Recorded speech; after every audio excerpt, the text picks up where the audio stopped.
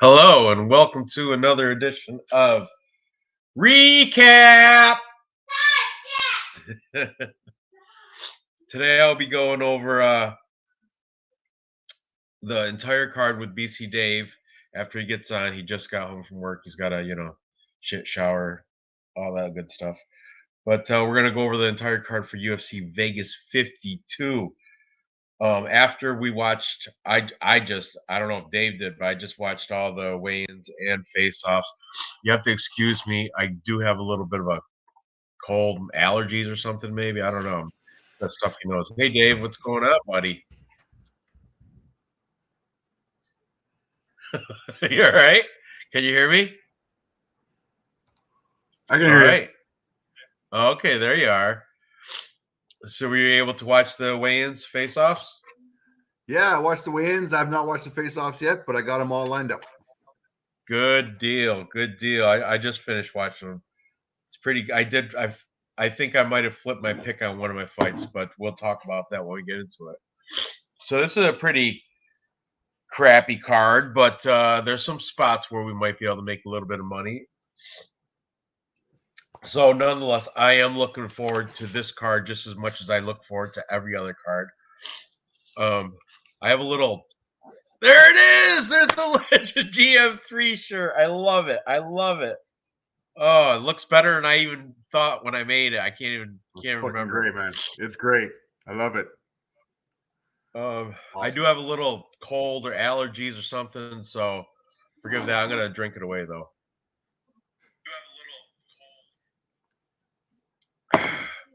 Anyway, let's get into this Fashion Cold Wars Legend GM3. That's right.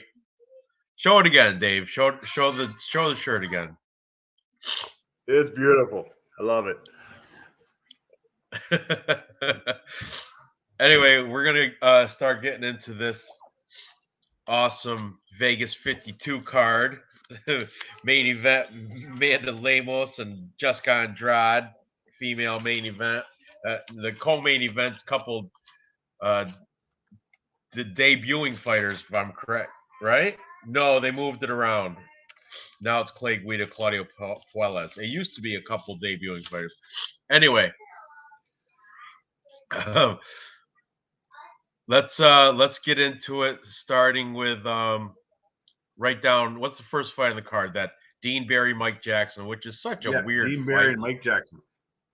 I have no idea why this is even on the card. I don't even know why either one of these guys are in the UFC. Mike Jackson does have, this is his third fight in the UFC. His first fight, he got really quick rear naked choked by Mickey Gall. And then they brought him back to take on CM Punk, which he did win. I guess CM Punk won one of those rounds, though. And it was overturned because of, a little bit of weed smoke for Mike Jackson, the truth. So his official record in the UFC is 0-1 and 1 no contest. He's coming in as a huge underdog. He's like I think it's like plus 900 now, which is odd because he's going against this debut guy, Dean Barry, the sniper.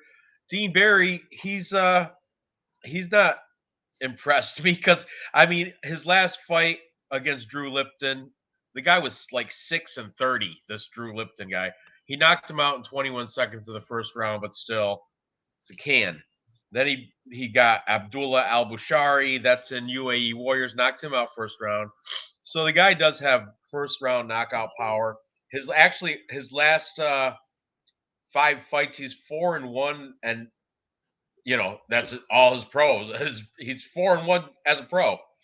And every fight that he's had has been, even the loss, he got knocked out. So he's never seen decision. So if anything, I would bet the violence on this. But because Dean Barry's like minus 1,500, there's no freaking way. That's impossible. Ooh. Look at Fashion Cold War saying plus 1,300 and change as an hour ago.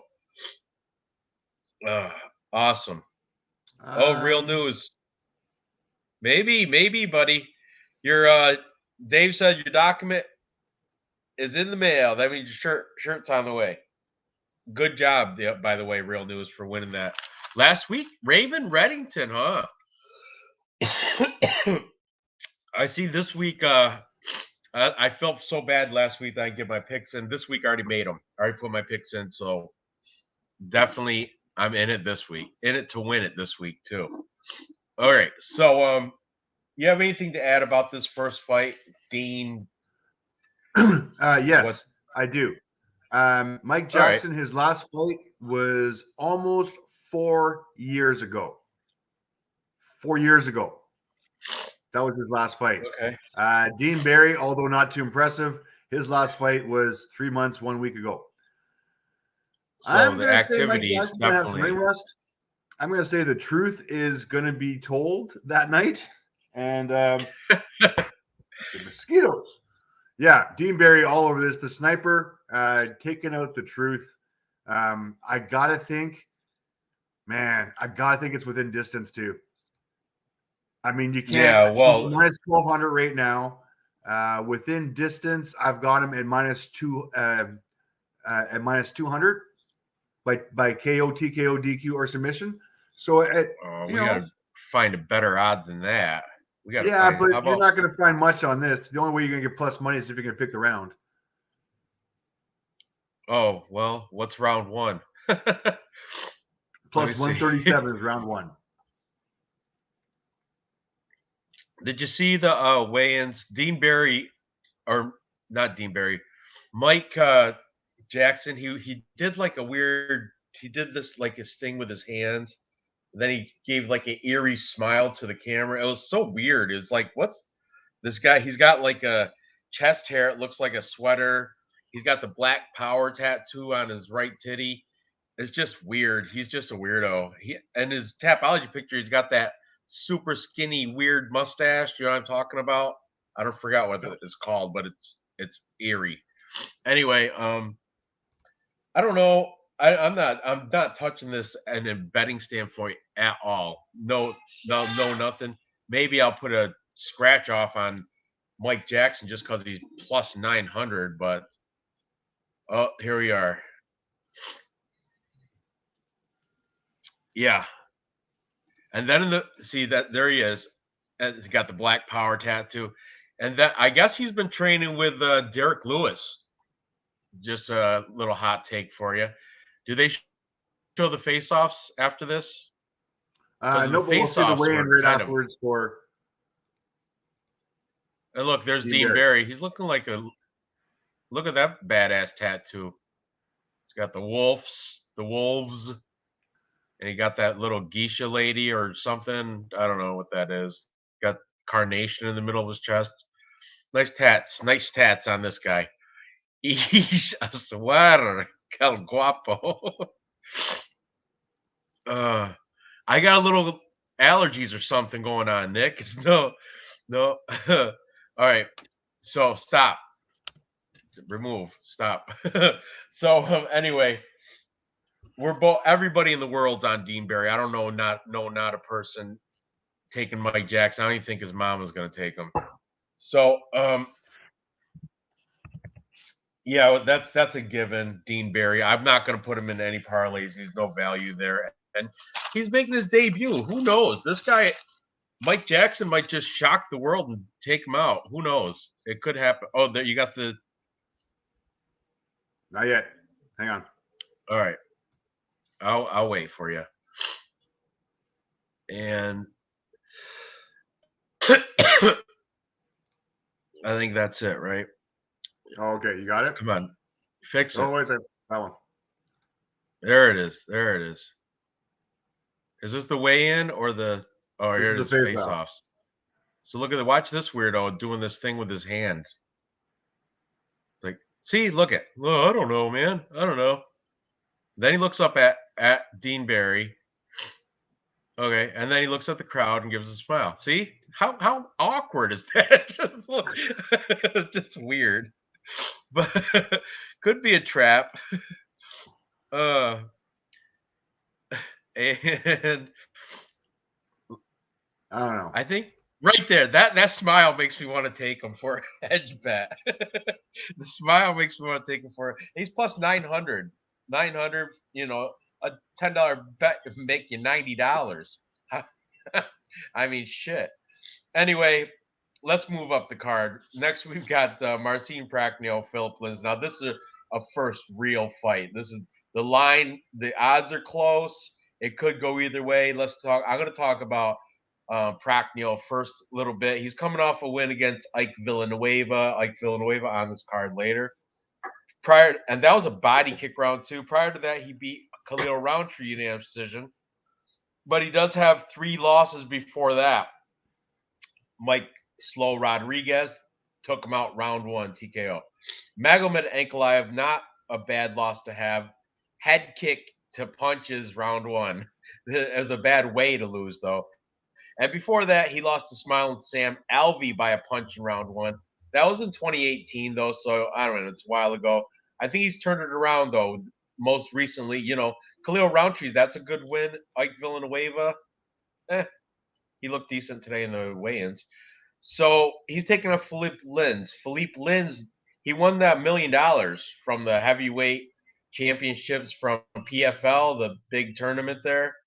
That was in 2018. And since he won that $1 million, it's like he's already made it. He's lost kind of, I don't know, he doesn't have the drive anymore. He lost to Andre Orlovsky in his UFC debut, but everybody does by unanimous decision. Then he lost to Tanner Bozer. Tanner Bozer took him out round 1 punches over Monstro Philip Lins. He does have a 4-inch reach advantage. It says at a 1-inch height disadvantage, and he trains at ATT. I'll tell you what, I was all over Prachnio, but in the weigh-ins, Philippe Lins, he's looking good. He's sizably bigger. I didn't check the actual. I listened to it on quiet, so I don't know. I think they're both right at 205 actually. So there's not like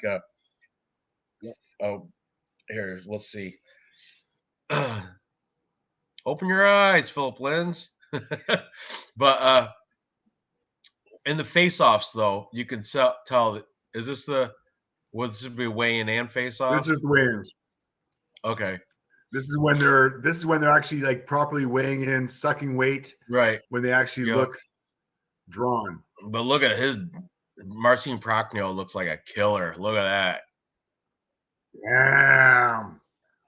Yeah.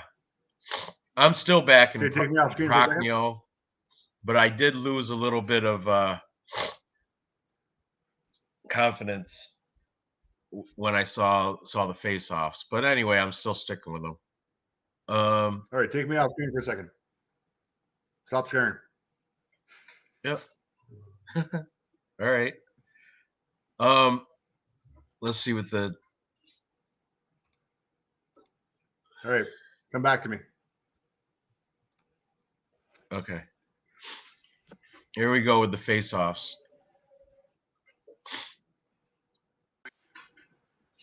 Just play it. No copyright infringement. This is from the UFC weigh-in face-offs. See, look at they size up really well, and look at how thick the bicep is on Philip Lins. He's a little girthier, I think, and he did win that $1 million. But I think Prachnio is a hungrier guy. I'm sticking with Prachnio, but I did get a little bit of nervousness after I saw the face-offs. Anyway, I'm sticking with my pick on Marcin Prachnio. How about you? What are you thinking? You got stats or anything? Yeah, but I gotta stick with Prachnio as well. Just two fights for the stats for Lins, but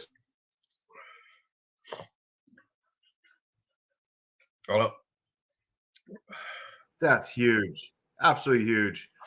These guys have no ground game. Yeah, these guys have no ground game what to speak of. The only thing is that Prachnio usually fights at 205. Now he's fighting a guy who's 240 pounds. So no, yeah, but he dropped a little bit scary there, but Now they're both 205. Philip Lin's made the weight. That was a sorry. big question. Yeah, I mean, yeah, but I mean, so Phil Lindsay is going to be the bigger guy in the ring by far. Yeah. I mean, By tomorrow, if when he had he to cut eats, weight, and now he's going to be tonight taking when he back heat. eats and stuff, he's going to definitely have. He's going to be the bigger guy, heavier too. Yeah, but I'm going to lay the skill level to Pracknell, even though he's an inch taller, but he's down 4 inches in the reach. But I don't think that's big enough of a difference. There is no ground game here. I like his win against Roundtree. I like his win against Villanueva. He's on a streak. He's landing 6.28 strikes a minute. One of those is going to take him down. Just a matter of time. He's going to wear him down. It's going to take some time. It won't be first round, but yeah, these guys. Also, I like to add, heavy on when he was in PFL, Philip Linz, when he won that thing, he was juiced up on so many steroids. It was like PFL. That was the 2018. They didn't even have USADA checking. I don't even know if PFL still has USADA checking their shit.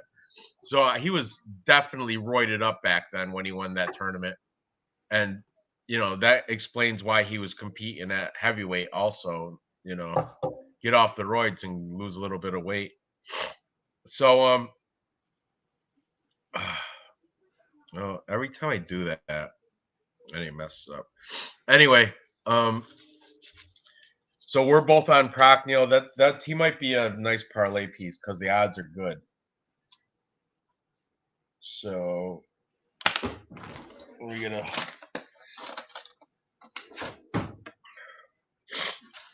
Okay, what's next up the card? Is it Preston Parsons? Arichi Lang? Nope. Oh, that's right. Preston Parsons and Evan Wilder. Evan Elder, Preston Parsons. Preston Parsons, the pressure Preston Parsons. This guy, he's coming off a loss to Daniel Rodriguez in his UFC debut. But Daniel Rodriguez is great, I think. He did beat Preston Parsons by punches in round one. He's 4-1 his last 5 because prior to that, lost to D-Rod in his UFC debut. He was coming from Combat Night and Titan FC, where he's just wiping out everybody. Matter of fact, he has a win against Ignacio Bahamondes. He's known throughout the UFC. Preston Parsons, you know what I like about him? He's got his own gym. He is the owner, operator of Elevate MMA in Jacksonville, Florida. Preston Parsons, you got to respect a guy that has his own gym. You know what I mean? This Evan Elder, the Phenom, this guy's making his UFC debut. He's coming out of FAC, where he beat Cody Pfister. Cody Pfister's a 16-8-1, and he's the best record guy fought, because before that, he beat this guy Marcus Andreas by short, like a really third round TKO. Andrusia. But this dude was 9-16. Come on. Evan Elder's undefeated. However, he does have a loss as an amateur against Luis Pena. Remember Violent Bob Ross? I think he's in jail now or something for beating up his girlfriend or stealing something. He's a weirdo, but Violent Bob Ross did give Evan Elder a loss as an amateur. But Evan Elder, I don't really know much about him. I know he's training out of Sanford MMA, so that's good. But I gotta be on the Preston Parsons side here. Preston Parsons does have a little bit more experience, and he's a little bit bigger. And I like that the variable for me that makes a difference is that Preston Parsons owns and operates his own gym. Thank you, Nick Alexander. He's also got Parsons by sub.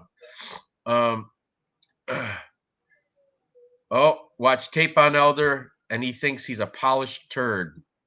Yep. You can polish a turd, but still a piece of shit. What happened? Why are you crying? Nor.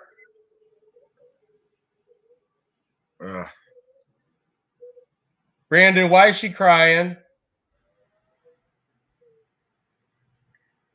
Dave, go ahead. Talk about this. I got to go figure out what the hell's going on.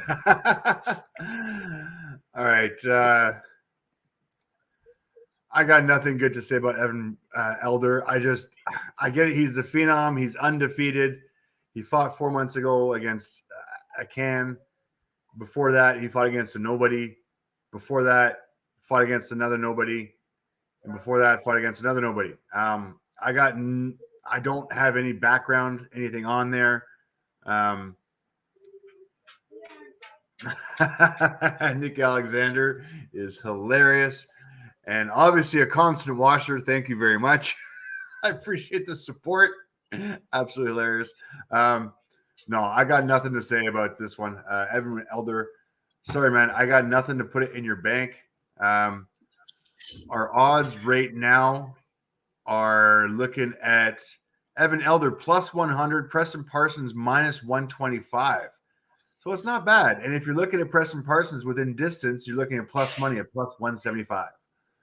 So I don't know. Preston Parsons within distance might happen. Wait, what's the lines? I don't even know. I took Preston Parsons, but I didn't bet him. I might put a little bit on that right now as we're talking about it. What's the money line? Minus 125 for the money line, but plus 175 for the for Evan Elder. A little scratch off on there. For $10 to make me $27.50. I'll do that. Thank you very much. Preston Parsons. How are you going to do it? By KO, TKO, DQ, or submission. So within distance, pretty much inside the distance. Yeah. Oh, that's Evan Elder right there. That was the boy. Evan Elder. Ooh, hot take. Moving up a weight class for this one.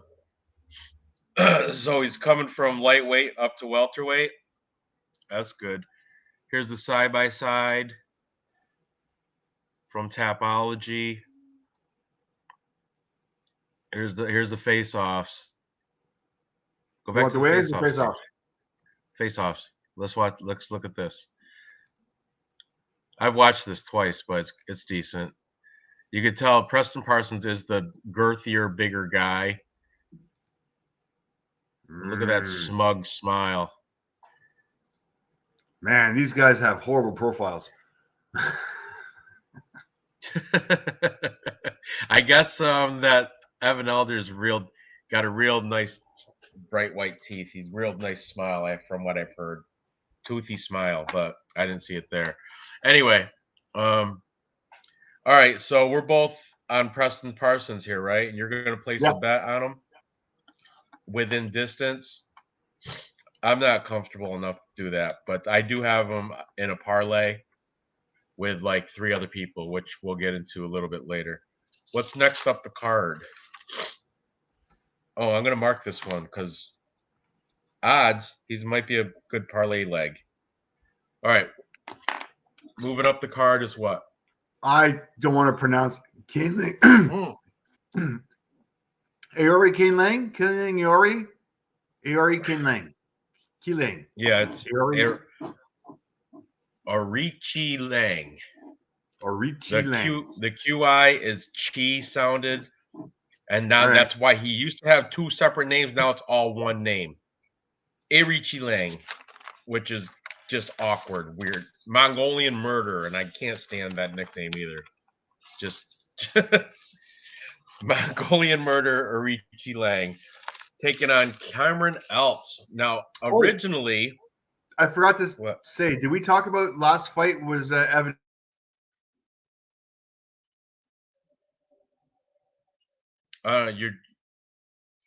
You froze, Dave. You want to talk about Evan Elder? He's got another fight booked. He does. I saw. Yours. Huh? I don't know. You're just sporadic. You're in and out. Evan Elder does have another fight booked. Let me see. Did I write it down? Oh, that's the Cody Pfister. That's the Cody Pfister. Remember I said he fought? I was wrong. He did not fight. He's fighting Cody Pfister in FAC 13 in May 6th. That's what I meant to say. The Evan Elder, his last fight, he beat a guy that was 9-16. He beat him in the third round knockout. But that's what we're talking about. Evan Elder does have a fight after this. He took this jumped up short notice because Preston Parsons was originally going to fight. It escapes me right now. He was supposed to fight somebody else, and the guy had withdraw for some reason. Forgot. It is on. Hold on, it's on Tapology. It's got to be, but anyway, not really important. Now we're talking about Arichi Lang, Correct, and Cameron Eltz. Now Cameron Eltz is pretty much a early KO or bust type fighter. If you look at his late or most recently, he lost to Kyler Phillips. Elbows from back mount round 2. That was his UFC debut. But before that, everybody in Fusion FC, WCMMA, Brave FC, all them, he was destroying them first round. Listen to this. Brad Evans, first round guillotine. Brad Evans? Right? Yeah, Brad 3-14. Okay. All right. How about Mark Stevens? Crush that can. Mark Stevens, 0-1. He beat him in 52 0-1. Okay, Aiden James. That guy's got to have. All right, 4-0, but that was 3 years ago. Oh, undefeated. 3 years ago. And he took him out in a minute, though, in the first round. And before that? Before that? I don't know. The guy's only seen a decision one time, though. That's what my point is. The guy has only seen decision one time. According to Tapology, he has 2 facilities under his name. Primary, I think, is BMF Ranch, which is Cowboy Cerrone's place. Yeah. Also, Gilbert Urbina's in there. That is in New Mexico. But he also is signed up at Jackson Wink, also Albuquerque, New Mexico. So that's weird. But because Cameron Eltz is he's from London. He's from England. So it's just weird that he's down in New Mexico training with all these dudes. But Kamchita, that's Cameron Eltz, he's a plus 200 against Arichi Lang. It might be live because Arichi Lang, isn't he coming off? Oh, he's coming off a loss to Cody Durden. Cody Durden's kind of crap. Cody Durden did take him down like 3 to 5 times or some crap like that. Yeah. In that fight where they lost by unanimous too. What? You know who's worse? Cameron L. Kamchita is worse. Arichi Lang also lost to Jeff Molina in his UFC debut. Prior to that, he was winning over in WLF Wars against a bunch of cans. I'm drinking bottles. I can't do it. But anyway, so Arichi Lang, he hasn't really had a good win if you want to consider cans over in the Asian regional scenes. But Cameron Eltz, as you pointed out, him neither. So this is still a coin flip, but I'm going to go with Arichi Lang because, I heard from Wheezy and the Stat Diggers. I heard when Cameron Eltz second round, Wheezy has a video where it shows Cameron Eltz both hands on his knees, mouth gaped wide open in the beginning of round 2, gasping for air, like horrible cardio. So that's why I'm going to take Arichi Lang.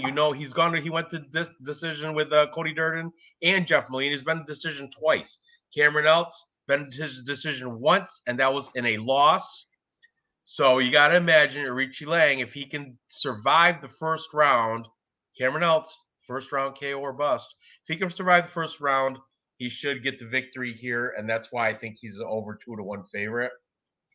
So my pick is Arichi Lang, but I suppose Cameron Eltz would be a hedge bet for early finish, like round 1 hedge bet maybe. But my pick is Arichi Lang. And from the sounds of it, so is yours. Am I right? Yeah, sorry. I mean, I get it. Arichis doesn't have that much of a better record than Cameron Lease does, but he's got way more experience. He's way higher in the rankings.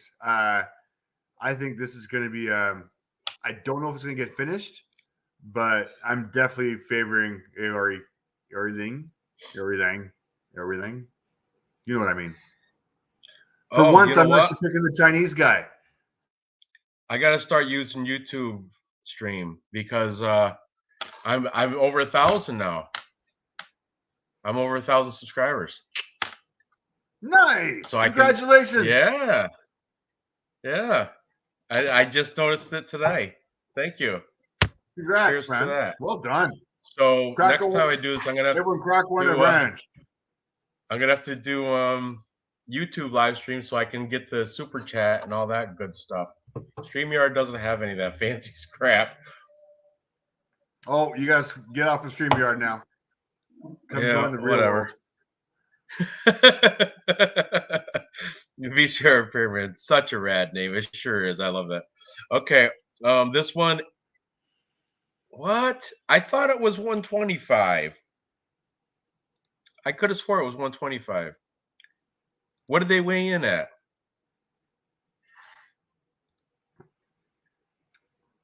Come to me. Evan Elder.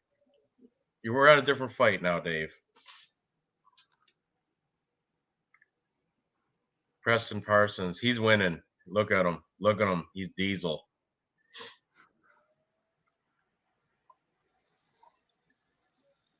Cameron Eltz. Let's go. Look at, he does have nice teeth. Oh man, he looks skinny. Arichi Lang. And you know what? Arichi Lang is the bigger guy in the face-offs. He's definitely, which I was surprised Arichi Lang was going to be bigger than Cameron Eltz. I thought Cameron Eltz was going to be the bigger guy, but he wasn't. Arichi Lang's bigger. And that just backs up my pick on Arichi Lang.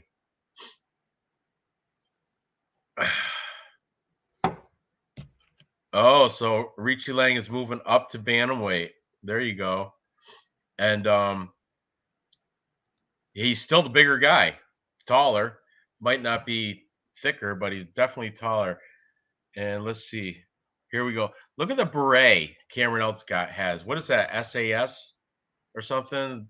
Was that some British like special services or something? I don't know what that beret is. I think it's corny though. But Arichi Lang does have a. Oh, look at, he didn't even flinch though. It was a respectable face-off. Respectable.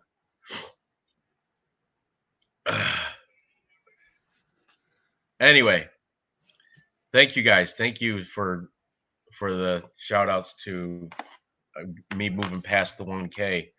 I was kind of shocked actually. I don't know how YouTube does their algorithms, how they post, but I was pleasantly surprised. Anyway, hey, shout out to the 1,000+ degenerate gamblers that are looking for plus money bets. Plus money.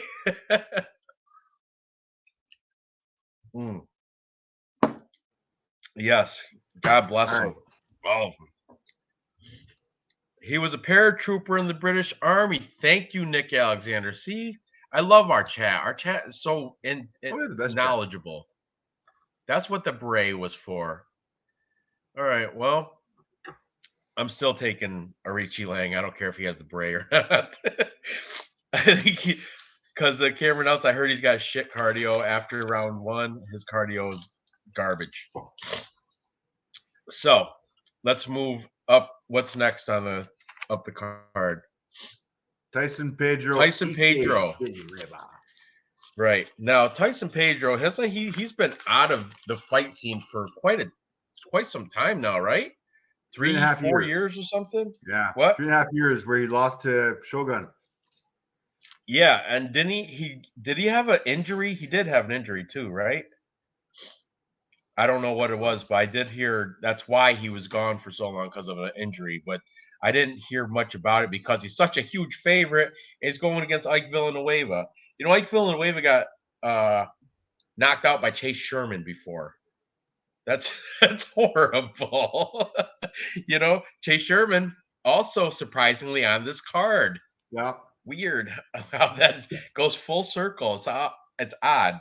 But anyway, Tyson Pedro is a minus. I don't know recently, but I haven't written down as a minus 600. That's disgusting. And he's coming off that long layoff, and he had 2 back-to-back losses before the layoff. He lost to Shogun, and before that, he lost to OSP by arm lock in round 1. He has a win over Saparbeg Safarov, no longer in UFC. A loss to Ilir Latifi. His best win, though, is against Paul Craig. Took care of Paul Craig with elbows in round 1. He was like his Australian hot prospect when he first came into the scene. But here he is taking on Houston's own Ike Villanueva, Ike, the Hurricane, 4-ounce fight club with a Mike Jackson that we already talked about. He trains out of there too. And so does Jamal Emmers. But Hurricane, this guy lost to Nick Negumereanu. Before that, he lost to Marcin Prachnio, also on this card. Before that, he's got his win, Vinicius Moreira, KO round 2. Good one. Before that, he lost to Jordan Wright, also on this card, and he lost to Chase Sherman. So three of his last 5 fighters that he's lost to are all on this card. Marcin Prachnio, Jordan Wright, and Chase Sherman. You can do a who beat Ike Villanueva parlay and have a 3-legger. It won't win, though, because Chase Sherman's on it. But still, all 3 of those guys beat Ike Villanueva, and it's coincidentally they're all on this card. I don't know. It's just weird how that works out. But Ike Villanueva does have some decent boxing. He just got crappy. He can't take a punch. 18-13. I'm surprised he's still in the UFC myself. He must be like last fight on his contract, or they just want to feed Tyson Pedro a welcome back to the UFC win, which I'm thinking that's the deal here. So Ike Villanueva, I think he's plus 425 if you want to take a flyer, but it's not worth me throwing my money away. I'm taking Tyson Pedro, TKO round 2. That should be plus money. I'll check it out right now. What do you got to add to this? I love Ike, whatever you want to call him. I love him. That's what Vlad calls him. He's getting on in years. If you look at his 38. stats, the stat that stands out the most to me, I don't know if you can share the screen or not, but this is kind of scary. And I appreciate him. He's had a wonderful career. He's 38 years old. Sucking up 7.91 strikes absorbed per minute. Yeah. After I just said he has crisp boxing. His decent boxing, he just gets hit a lot. Yeah, he gets hit a lot. He has no boxing defense. Well, I can't read that. It's too small. What's his strikes landed, though? Strikes landed per minute is 4.35. Oh, and Tyson's at 2.70.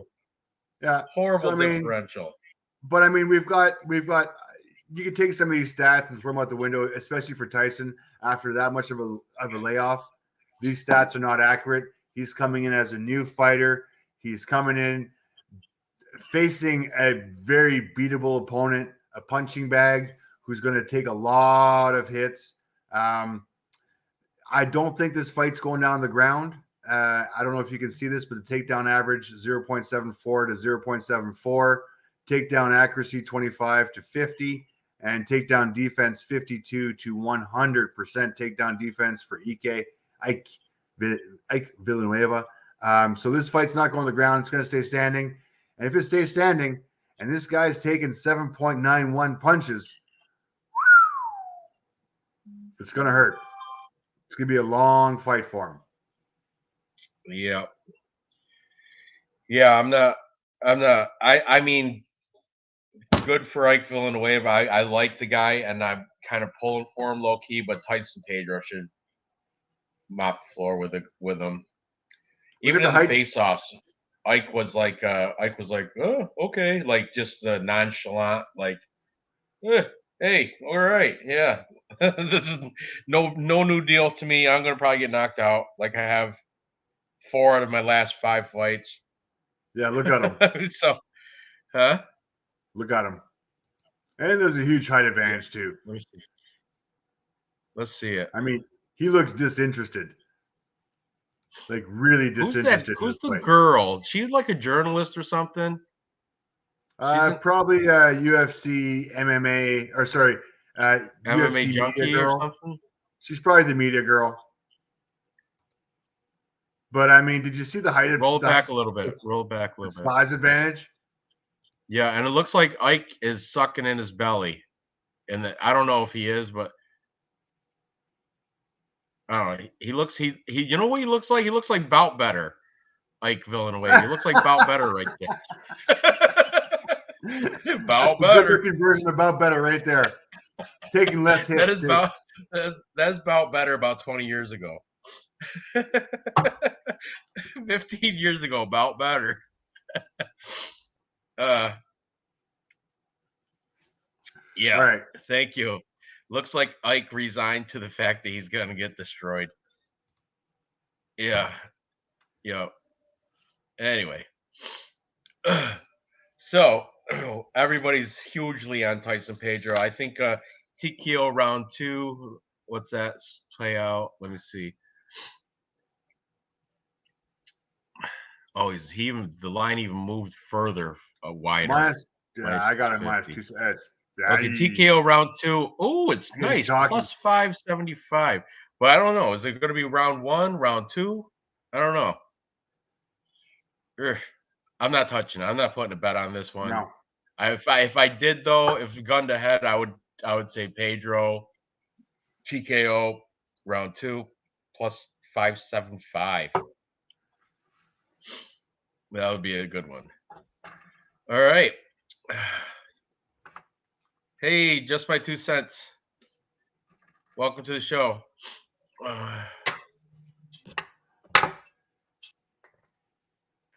Yeah, I think he's going to take it to the ground as well, Fashion Cold Wars. That's his easiest route to victory. He could knock him out, too.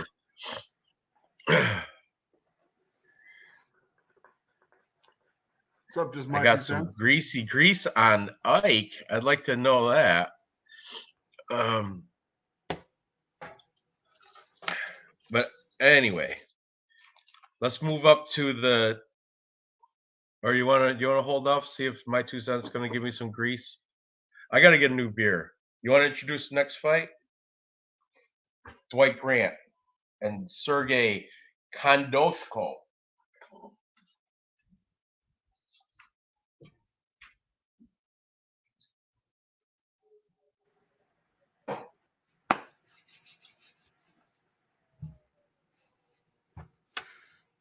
Okay, I locked in.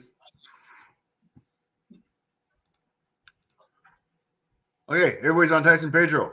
We on the next fight yet? Dwight Grant and Sergey. Why did you have me introduce all this fucked up names? Dwight Grant, Sergey Kondoshko. Kondoshko. There you go. Yeah. Kondoshko. All right, Dwight Grant, the body snatcher. Also, who else is the body snatcher that just fought? Ronson, something. Jesse Ronson, he's also a body snatcher. Corny. But anyway, Dwight Grant comes in against, he's coming off a loss to Francisco Trinaldo. Not bad. Before they beat Stefan Sekulic. Has a draw against Daniel Rodriguez, a win against Alan Juban, and a win against Carlo Pedersoli. These guys are the same height. Dwight Grant's got a slight 2.5-inch reach advantage. Dwight Grant is training out of American Kickboxing Association, a.k.a. his opponent, Sergey Kondoshko. Big deal now. Sergey is under 30 years old. Dwight Grant is 37. That's a big deal to a lot of people. But Sergey Kondoshko, Honda, that's welterweight. So That's right, kind of like where you draw the line. Can they fight after 35? Suri Kondoshko is coming off. This is his. Isn't this his? No, it's not his. He's had a long layoff. He was another one. He's been out of the scene for like 3 years or something, right? What's his last fight? It's a while, but it was a loss too against Rustam Kabalov. Yep. Before that, he had his UFC debut where he beat Rostam Akhman, and then he was in a bunch of Russian regional scenes doing spinning back kicks against Adriano Rodriguez in S70. Then I don't know, beat a couple other guys that I've never heard of. But anyway, Kondoshko, I understand he's decent, but I'm taking Dwight Grant here. And Dwight Grant is the slight underdog. I think it's mostly because his age, but I like Dwight Grant here. I think he's going to get it done. He's beat better people than Sergey, Alan Juban, Stefan Sekulic, both by split decision, but I think this one's going to be split decision too. I bet you Sergey might even win a round, but at the end of the night, Dwight Grant is going to get his hand raised. That's how I like it. What do you got to add to this fight? Interesting that the bookies, I don't know if you can share my screen or if they can even see it. Dwight Grant started off as a -20 and is now crawled up to a +100. So the bookies favored Grant as well on starting off. Here we go. DraftKings right here. Start off at a -120, April 11th. And now April 22nd, we got him at a +100. So bookies were on your side as well there, Ranj. They just changed their minds, or the betting lines seem to have brought the numbers up. So that's kind of interesting. As far as the stats go, I don't have much to offer you. Here we go. Strikes landed per minute, 3.10 for Dwight Grant, 2.83. Striking accuracy 33 to 42%. Strike absorbed 2.2 to 1.7. So, albeit pretty much even on the feet. As far as the ground game goes, we're looking at the big numbers we want to look at is the takedown accuracy of 100% for Dwight Grant. Takedown defense 64% for Sergey. 16% takedown accuracy for Sergey as well. So he's not taking his guy down. So if any ground game happens, I'm going to lean towards Dwight Grant on this one. Yeah, I'm with you there, Ranj. Russian though, so you got to expect Dagestani wrestling. You just got to expect that with all them. But anyway, yeah, good. I'm on Dwight Grant too. And is he the underdog? What was the latest line? He had it up. Yeah, he started off as a favorite and now is the underdog. So plus money. Sweet. So I put a little mark by him. He might be in our final 3-leg parlay. Hey boy.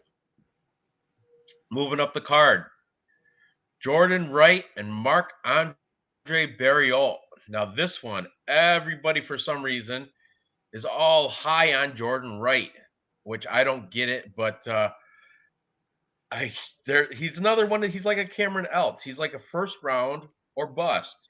All his fights, even his losses, wins and losses, if he does make it to the second round, he usually loses. However, he did beat Gabriel Checo second round in the LFA. But let's see, his UFC debut, he had a win over Ike, Dr. Stoppage, round 1.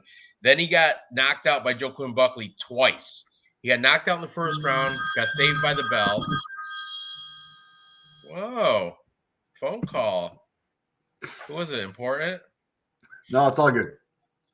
Okay. They're probably seeing if your extended car warranties do. But then Joaquin Buckley then knocked him out 18 seconds of the second round after he knocked him out in the first round. So he got knocked out twice in one fight there. Then after that, though, he came and had that big win over Jamie Pickett, which caught him quickly, knees to ground and pound round 1. or ruined everybody's parlays. And most recently, he got knocked out by Bruno Silva round 1. So the Beverly Hills Ninja, talk about padded records. When his Alaskan regional scene is disgusting. The guys he fought, like, there's one guy, I think he's like 1-26 or something crazy like that. But Jordan Wright's taking on Marc-Andre Barriault. Now, recency biased is why everybody is high on Jordan Wright. Because Marc-Andre Barriault's last fight, Chidi Njokuani knocked him out in 16 seconds of round 1. People get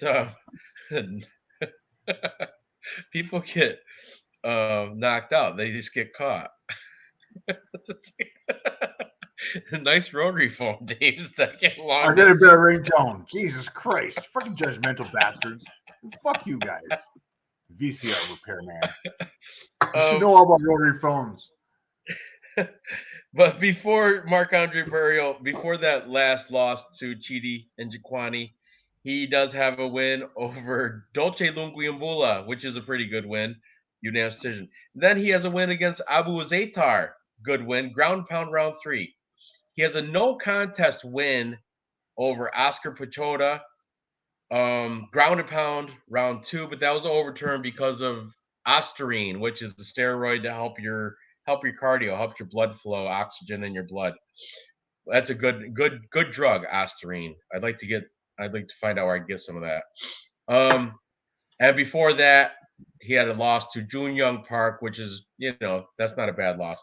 So he's 2-2 and 1 no contest in his last 5, taking on Jordan Wright. He is the favorite here, which he should be, and he's Canadian. Give him that, right? I think Marc-Andre Barriault's going to TKO Jordan Wright in round 2. Like I said, Jordan Wright is round 1 or bust, and Marc-Andre Barriault, he's going to play defense round 1 and survive it. Jordan Wright has no defense. He's got horrible striking defense.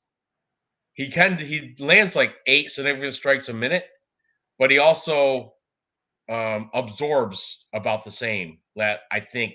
Do you have the stats up? Sure. Let's see them. You have to read them. Jordan I can't read that. Pretty damn close. Strikes landed per minute, 8.09 per minute. Strike absorbed, 8.29. Yes. So he's still taking more than he's taking more than he gives. Is what that shows me. Marc-Andre, 5.81, which is still pretty busy. He does take some punches, but I don't see him taking 2 losses in a row on this one. I'm all for Marc-Andre as well. All over this, even in the weigh-ins. We got Dwight Grant. Here he is. He don't look 37. Looks ready. He looks good. He looks good. Don't get me wrong. Looks good. There's Marc-Andre Barriault. He looks like he's a workhorse. He looks like he'll work for your money. I like him. I look at Dwight or Jordan Wright now has a beard. So he got a little beard now. Still look at Mr. White privilege. That's how Jordan Wright privilege. Beverly Hills. Beverly Hills, never had to work for nothing in his whole life. Got a padded resume up in Alaskan regional scene. He does do that bow. That's weird. He fights out of Jackson Wink and some weird place in Los Angeles, some weirdo, hokey martial arts place. But anyway, Jackson Wink is his primary place to reside. They size up pretty good, but I don't know. I think Jordan Wright's cornball. And I think he's overrated too. I think Marc-Andre Barriault's confident pick in my right privilege indeed.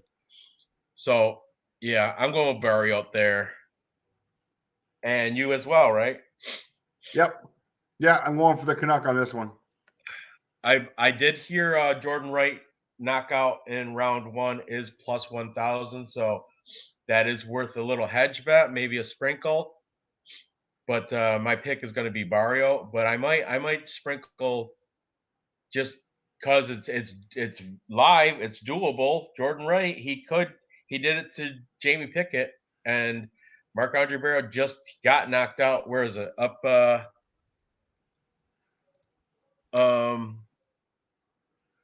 where was it? Oh, right here. Yeah, Paro got CT slept only 2 months ago.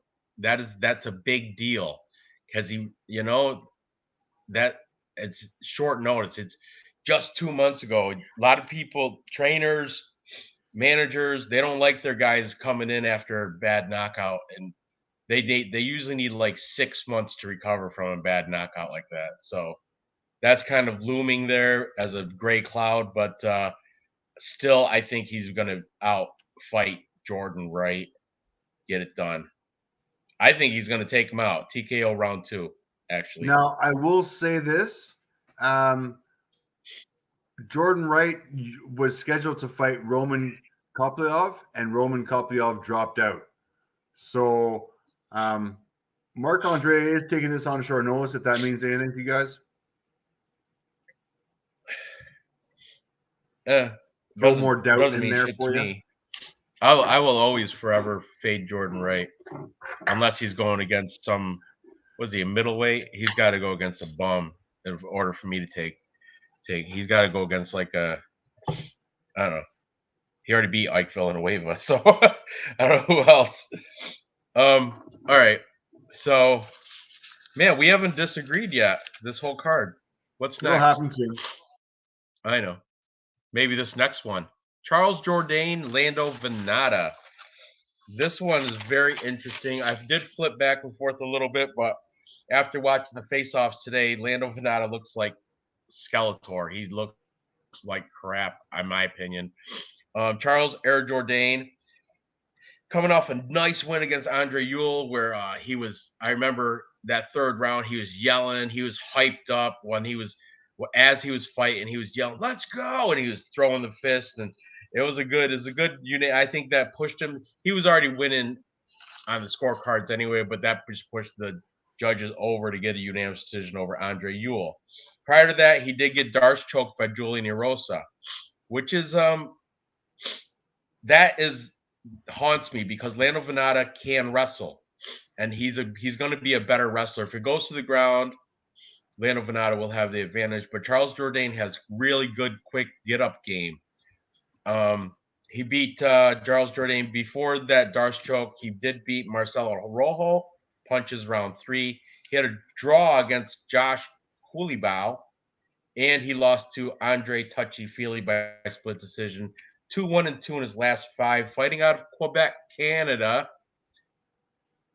is Charles Jourdain.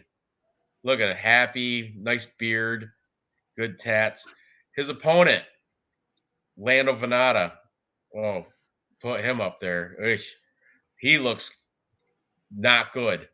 Lando Groovy Venata. He should have kept the long hair. He shaved his head bald. Oh. Now he's looking. Yeah.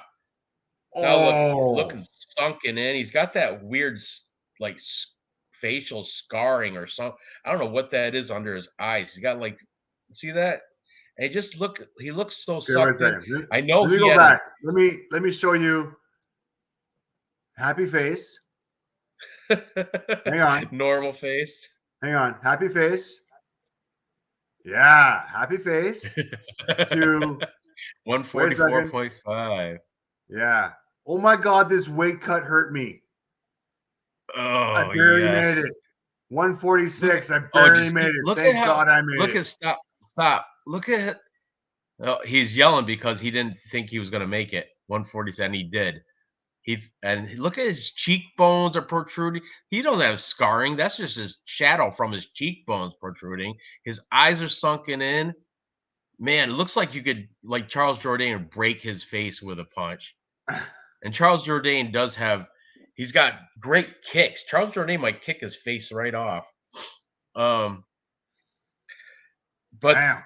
Lando Venata, though, he wrestled in a D1 college for 1 semester in like Tennessee, I forget what it was, but he did wrestle Division I wrestling 1 semester. Nothing great, but 1 semester. And he beat the European wrestler there, Mike Grundy, most recently. Split decision against Mike Grundy. He lost to Bobby Green. He beat Yancy Medeiros. He lost to Mark Diakase. And he beat Marcos Mariano. So he's going on a win-loss, win-loss, win-loss. If you want to take the pattern, he's up for a loss. And look at all these wins, except for Marcos Mariano. He got him in a Kimura. Everybody else, decision, decision, decision, decision. Decisionator. Whereas in Charles Jourdain, huh? Come back to me. Look at this face-off. Yeah, let's look at the face-off. Yeah, he said something. He said something. I wish I could hear what they're saying. He said something to Charles Jourdain. Charles Jourdain just smiled at him, like right here. He talks like, I think he's talking shit right there, talking shit with his sunken cheekbones, sunken in cheeks, his cheekbones sticking out, protruding. And look at Jourdain. He's got like a good 3-4 inches height on him. He's girthier. Look at his chest, the width of his chest and his biceps. Look at that gorilla tattoo. That's beast. Yep. Oh, he looks worried. Fuck, Vannata looks worried. Roughest looking on my weigh-in stream. Absolutely. He did look rough. He looks like Skeletor. See, right there with the hair, he should have kept the hair. I think he should have kept the hair. You know, Lando Vannata is one of Mbe's unranked contest picks too. Poor girl. Anyway, Charles Jourdain, I think, is gonna. I'm after watching the weigh-ins, I'm even more confident in Charles Jourdain. I already did have him picked. He wasn't the winner though in the Capper comparison show. Here, I just want to show Capper comparison show. Lando Vannata had more picks than Charles Jourdain. Guru and DFS picked Jourdain. Bleed, MMA experts, and Triple P certified Lando Vannata for his New Jersey wrestling. What's not even New Jersey wrestling? He wrestled in Tennessee. But anyway, I'm going to take Charles Air Jourdain. Sounds like you are too, yeah? Oh, yeah, man. After watching those weigh-ins and the face-offs, I can't pick that sunken face. Plus, he's losing height. Plus, he's losing reach. Plus, no. And I've never seen Jourdain gas out. His cardio, I've never seen it fade. No, he'll be good. That Andre Ewell fight, he was getting better every round. Right here, Nick Alexander. Yeah, dude, Charles is a strong third-round fighter. Yes, absolutely. This is, what are the odds? They're close too, right? Isn't this like coin flip odds? Hang on. I'll go to the Bet365, which just seems to be fucking killing my live stream. Jordan Wright, plus 162.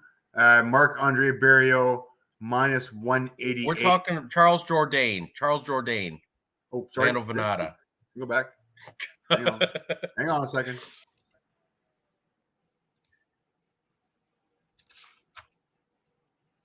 Charles Jourdain, Lando Vannata. Minus 125 for Jourdain. Vannata's a plus 100. I like it. That's one of our parlay pieces right there for sure. And I mean, shit. Even within distance. I like within distance. Plus 300. Oh yeah. I don't know. They're both like to go to decision a lot. Charles Jourdain has, I don't know if he's got kind of trouble finishing people, but then again, Lando Vannata looked like crap. Looked like I could finish him. Bookies are taking the fight to go the distance, guys. Minus 163 to go distance. So pretty safe bet though on Charles Jourdain at minus 125. Could be a parlay piece. Yes, I think I might make a Canadian parlay in this, Dave. It'll be like Charles Jourdain, Marc-Andre Barriault, and there's somebody else from Canada too, I think, on this card. If I remember correctly. I think that's it. That's all we got. Is it? Yeah. Oh. Yeah, no, that's it. Charles Okay. O'Dan and Barrio. Still, Only two might Canucks we be a got. little good Canadian parlay right there. Yeah. All right, let's move on. What's next? Oh, one of my favorite fighters. One of the ones I'm really looking for the up and coming. I tried to pick him, but somebody snaked him on me. Alexander Romanov. I think he is the future. I think the And chat Chase has Sherman is going to get his ass handed to him. the chat team team chat has Alexander Romanov for their contest, unranked Yeah, contest bastard. pick. They stole him on me. You know, I don't know. You got Sergey Spivak and John Jones. John Jones, what's up with him? Is he gonna even fight this year? I don't know, man. That was a long shot. That was a long shot bet. That was one you should have swapped out. Anyway, if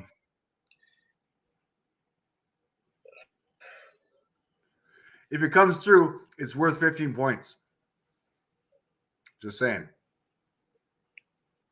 look at Jourdain round 3 plus 1400. I think it's gonna go decision though.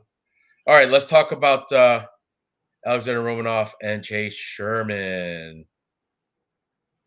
Oh, short notice, so he gets double pay for short notice. Is that how that works? You know what? Chase Sherman was cut. This is more like here's your second chance at the UFC Yeah, against exactly. a killer in Alexander Romanov. Chase Sherman, the Vanilla Gorilla, he is coming off 3 losses in a row. Most recently lost to Jake Collier, the prodigy that blew up from 185 to 260. That dude, remember? He lost to Parker Porter before that. Parker Porter, you guys know him. He's got the biggest ass and legs in the UFC. And before that, he lost to Andrei Arlovski, unanimous decision. Like I mentioned earlier in this show, Andrei Arlovski beats everybody by decision as of late. What I do like about Chase Sherman, I will give him this. He does the bare knuckle fighting. He does have a lot of bare knuckle fights in his tapology, which I was kind of new to me. I did know, but he's decent at it. He trains out of American Top Team, Dilbertsville, Mississippi, not the one in Florida, and he does have height, reach, and weight advantage here because he weighed in 255 or 250, and I think Alexander Romanov was at 240, something like that. I know he had like 10 pounds. Come to me. But yeah, Alexander Romanov though he's undefeated. Put an asterisk by that though, because I think Juan Espino should have beat him. Because Juan Espino, that was a nut shot, technical decision. Remember that whole I can't go on. Alexander Romanov played that card where, I can't go on anymore from that illegal strike. So let's look at the scorecards up to this point. Just like 2 weeks ago or last week, that happened twice, but thankfully the rightfully people won. Kyle Borello happened to him with the knee to the head when the hand was down, went to decision, and he won. And who was the other one? It was like the Chris Barnett and that guy Martin Budai, same thing.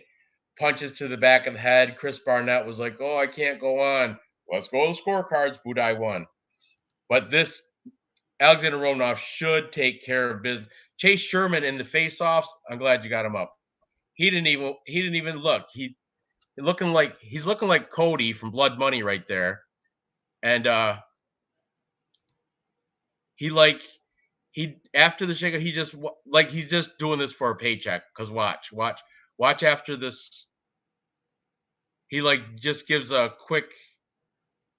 He's just going through the motions. Oh, they didn't show it. The one I watched, he's like, they didn't show it on this, but after the face-offs, Romanov gave a nice flex, and Chase Sherman, he just pretty much just gave a quick wave and walked off stage. Like he's just going through the motions. Cody, get back to work. Don't you got some forge you got to do the undercoating on? Cody from Blood Money looks like Chase Sherman. Tell me he doesn't. Blood Money MMA picks right there.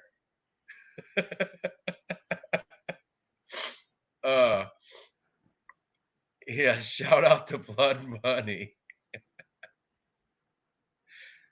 Oh yeah, Romanov's gonna 240. See that 240 and a half. What was Sherman? He was like 250. Bigger guy here, but yeah, I think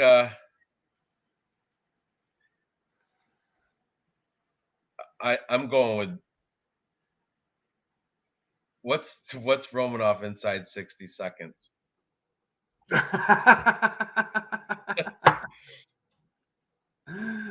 Noah, welcome. Romanov first sub TKO or sub. That's your boy. That's your chat. That's one of your top picks, buddy.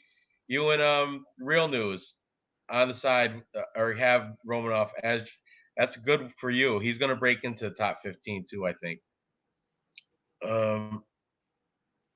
Inside 60 is live. Yeah, this is definitely, but the odds are ridiculous. Was it minus 1,400? Ooh, look at her. Let's wait on that. Hey, but yeah, we're not there yet. I know. Yeah, Alexander Romanov. The odds are ridiculous. Minus 1,400. Let's see if we can plus that out. See if we can make that plus money somehow. Maybe round picking or something. It's got to be. You got to take something because he's definitely going to win this. You can't even on Bet Online. I can't even open it up. Can't even. Chase Sherman's a plus 1,200. I'm not even. It's not worth a hedge bet though, because that's my. It's definitely not going to happen. Bet do you have anything? Decent bets. All right, share screen. Yeah, I'm sharing. Throw me up. Now, what's it say? All right, he's at minus 1,400. Chase Sherman plus 800. Romanov by KO, DQ, or sub plus minus 450. If you're looking at anything for plus money, over 1.5 rounds is the closest thing I can find to plus money. Plus 162. Plus minus 700 for fight not to go the distance. So I don't even have round plus betting. Plus 162 for over 1.5. Yeah, plus 162 for over 1.5. Oh, if he can. This is minus Vegas, though. It's a small cage. You can't.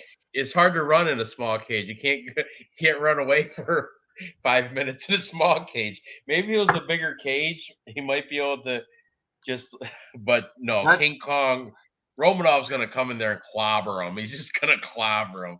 I'll tell you what, though. Chase Sherman, stand-up boxing, he can. I bet you he's a better striker, but just Romanov just better everywhere. You want stats? Yeah, let's see some stats. I bet you the volume goes. I can't read that. You have to read it to me. Alexander Romanov, strikes landed per minute, 4.26. Chase Sherman, 6.19. Chase Sherman, huge advantage on strikes landed per minute. But, and I say this with a but, strike absorbs per minute. Alexander Romanov, 1.43 compared to 6.37 by Chase. Chase is eating punches hard. And if this does happen to go to the ground, Romanov, 5.58 takedown average per 15 minutes. Chase Sherman, 0. Submission average, 1.3 compared to 0. If this goes down to the ground, Romanov's got all the skills to win this fight. If this stays on the feet, Romanov's defense alone is going to be able to save him. I mean, 4.26 compared to 1.43, that's a significant amount of output compared to what you're taking down. So his defense is good. Sherman's taking more strikes than he's given out. I don't like it. Especially on short notice as well. Romanov has a weight advantage. Oh my goodness. Yeah, no, this is all over. This is not even close. Sherman's just definitely taking this just for the just for the quick money. That's it. And plus, he was cut, so this is kind of. But he's already. You could tell if you saw the full face-offs. You could tell he's already lost. He's already decided. He's just. Yeah. He was not even seriously taking it. He wasn't serious in the face-offs. It was just like, whatever. I'm going with the motions. I'm just going to go in there, take my ass beaten, and collect my paycheck and get cut. He was already cut. Okay, we're moving right along. What's next? Here we are. The hot fight. Hot girls, both of them. Macy Barber, Montana De La Rosa. Both of them beautiful girls. I went back and forth on this, but I'm going with the underdog. I'm taking Montana De La Rosa. I'll tell you why. Macy Barber, the future. She's coming off that win against Miranda Maverick, which she did not win. Miranda Maverick beat her. Everybody knows it. She took a loss to Alexa Grasso before that, and she had a loss to Roxanne Modafferi. I understand she torn a torn meniscus or a broken foot, some sort of injury in the first round, went through the entire fight with that injury and still managed to make it the distance and get beat by Roxanne Modafferi. Before that, though, she took out Jillian Robertson, very good win, punches round 1, and she beat J.J. Aldrich, TKO round 2. She trains out of Fort Collins Martial Arts Academy with nobody. There's nobody listed in the Tapology. Now, Montana De La Rosa, she trains out of Elevation Fight Team. She's coming off a win against Ariane Lipsky, Queen of Violence. She took care of her, ground and pound round 2, okay? Before that, she had a draw against Myra Bueno Silva. You saw Bueno Silva last week coming off a nice win. Before that, she did lose to Vivian Araujo, decision. Prior to that, she beat Mara Borello. And before that, a loss to Andrea KGB Lee. So 2-1 in her last 5. But here's the kicker. She fights out of Elevation Fight Team. You know who else fights out of there? Miranda Maverick and J.J. Aldrich, who both have experience fighting Macy Barber. And Montana De La Rosa she's well-rounded. I think she's got better grappling. I think Macy Barber might have a better striking, but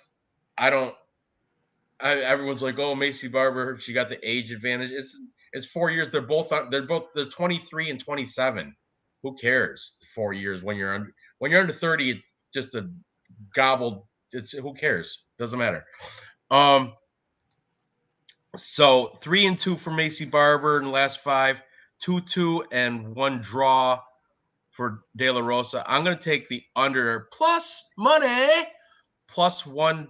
I think I picked her up at plus 156. I don't know what the line is right now, but what do you think about this fight between these two beautiful women?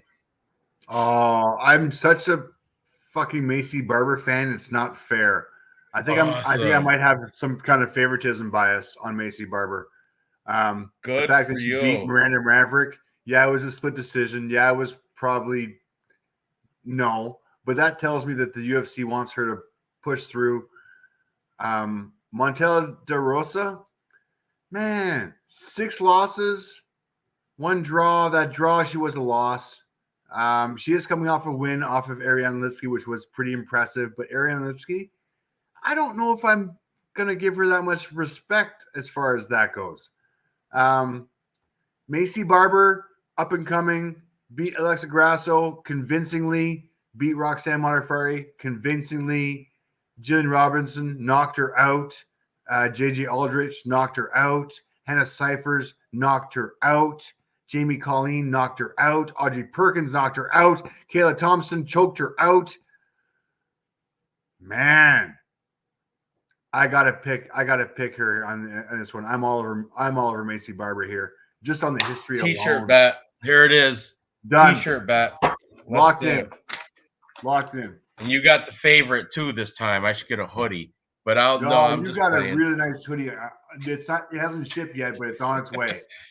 It's being made. Anyway, as we This is speak. I'm going to write it down right now. T-shirt bet. By the way, Macy Barber did win the Capper comparison pick. She had three votes to 2. She should have. She should have. T-shirt.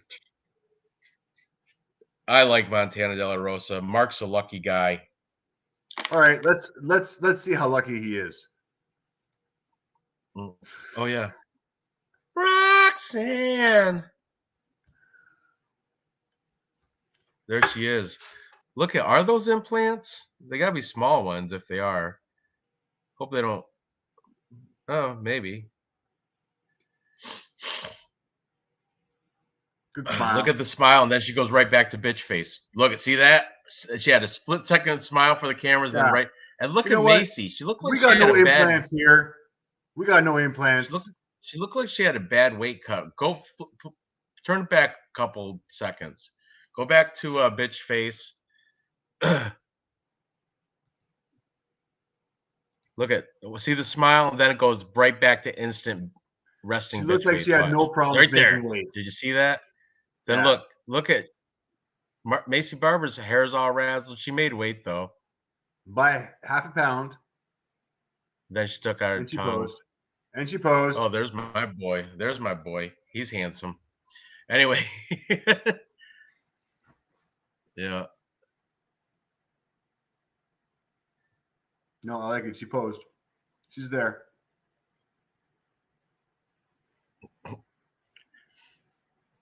Yeah, definitely no implants there. Definitely not. She got a boy chest. All weight is strictly muscle. All right. But all right, good. That's our T-shirt bet. I like it. I like it a lot. Right, I like Montana. Let me check face-offs. Get off me for a second. Stop sharing.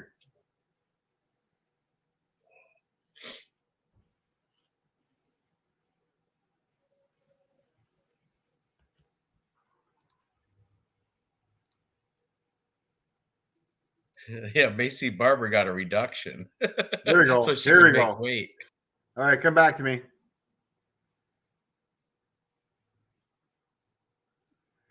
Play it.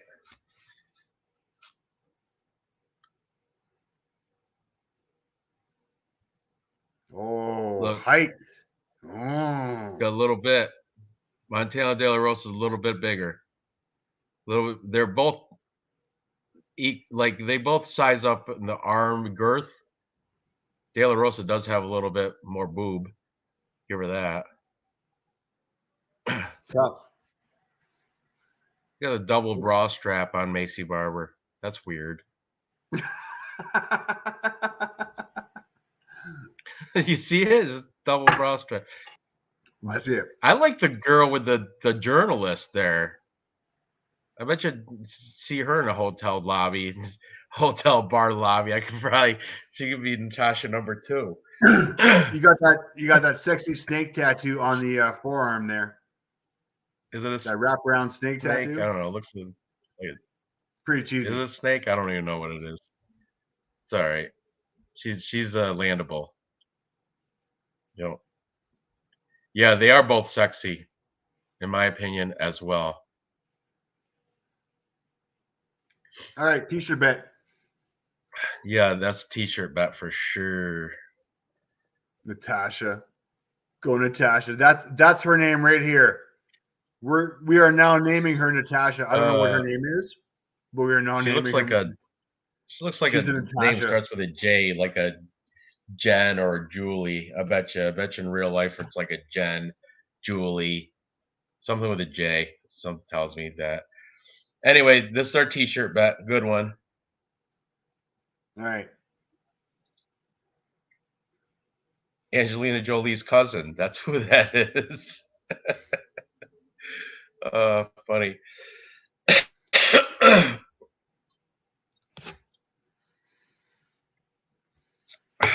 So what's next? Co-main event, right? We're pretty damn close to it, yeah. Yeah. Clay Guida, Claudio Puelles. Oh my goodness. Okay, Claudio so is this retirement fight? What's that? This might be retirement fight. Come on now. This is my Claudio Puelles is my unranked contender pick for lightweights. Well done. For sure. And he's my he's what Brian Ortega is to you. That's what Claudio Puelles is to me. Isn't like if I was gay man crush guy. So, all right, I'll introduce this. Claudio Puelles, El Nino. He's coming off wins against Chris Grutzmacher, knee bar, round 3. He beat the twerking Jordan Levitt, unanimous decision. Then he beat Marcus Mariano, unanimous decision before that. He's 4-1 in his last 5. His only loss in his last 5 was to Martin Bravo in his UFC debut, where he got knocked out in round 2. He's Peruvian, Claudio Puelles is, trains at Pitbull Martial Arts in Lima, Peru. He's much younger here, 26 years old, taking on a 40-year-old Clay the Carpenter Guida. Clay Guida coming off a surprising submission win over Leonardo Santos, where Leonardo Santos had him knocked out in the first round. I can't believe it wasn't stopped, but it wasn't. Was that a PBR? Was that a pass blue ribbon? Wow. Switching it up a little bit. Interesting. But like I said, Clay Guida was knocked out pretty much by Leonardo Santos, but it wasn't stopped. So he came back in the second round. Leonardo Santos did empty his gas tank in the first round trying to get that finish. So Clay Guida took advantage of that and rear naked choked him round 2. Choked the BJJ black belt, Leonardo Santos, round 2. Before that, he lost to Mark Madsen, where Mark Madsen didn't even use his wrestling. Mark Madsen used striking, and Mark Madsen's a wrestler, and beat Clay Guida by split decision. Close one, but this was against an Olympic wrestler that doesn't strike, and he outstruck Clay Guida. Prior to that, he beat Michael Johnson by unanimous decision, and he lost to Bobby Green. So he's on a loss-win pattern. The next one should be a loss if you're going by a pattern fighter. He fights out of Team Elevation, where he is always like he's like what do they call it? He's always been a Team Elevation. He's like a permanent fixture over at Elevation. So I'm going to take the younger fighter here with the recency bias. He's coming off 3 nice wins. Chris Grutzmacher reminds me a lot of Clay Guida. And Jordan Levitt, that guy, he just upset everybody last week by winning and twerking. Claudio Puelles beat him, unanimous decision. And plus Claudio Puelles, he's got the age. He's got the height. Do you have their thing up? He's got the height and the reach. And if you look at their face-offs, he's looking down on Clay Guida. Clay Guida looked good though. He looked hype. He came out there with a little spry in his step, little pep in his step. Looked good. Let's catch up with you can try to pull up the thing. Let's see. I'm all ready to go. The Barber Beefcake style. Got Puelles by sub plus 400. Fantastic.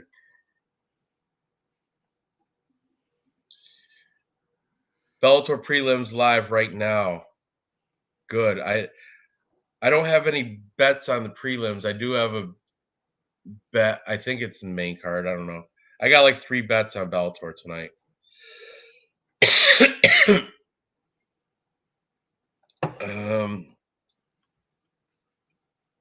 Yeah.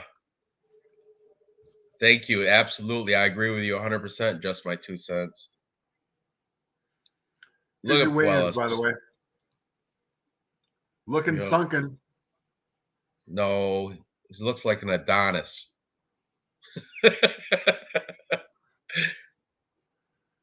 Clay Guida.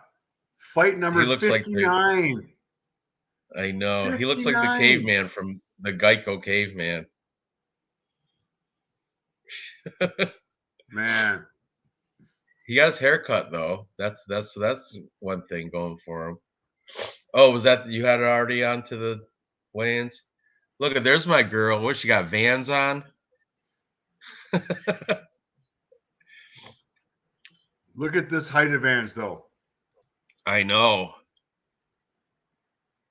Told you, Clay Guida's looking up. Yeah, Slightly. I'm on Claudio Puelles all day. All day. He's got the age, he's got the height, he's got the reach. He just don't have the steroids. Look at that. He's Clay Guida's on those over 40 steroids. He got the That's old TRT. age steroid. That's TRT. The Nugenics Extreme. Yeah, TRT. Yeah, that's why I gotta get back. I gotta get on some of that TRT. Ooh, Nick Alexander saying Puelles is about to get exposed. Could be. Clay too greasy to get subbed. He was on Puelles. After deep tape, I switched to Guida.